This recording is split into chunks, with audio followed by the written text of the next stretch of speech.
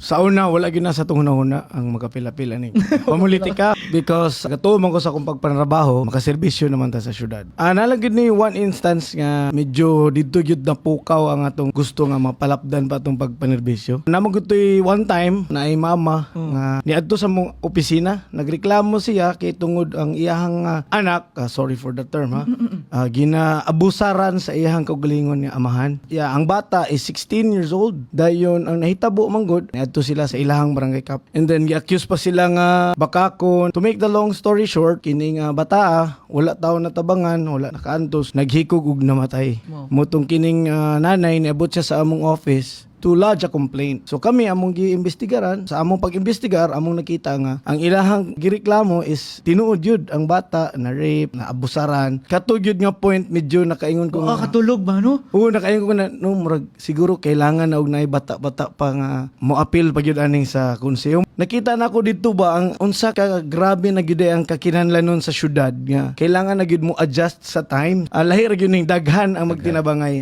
Kana ay nga batan-on. So for me now, I take it as a personal calling. Siguro kailangan yun nato nga ipanaog sa ground ang atong pagpanerbisyo.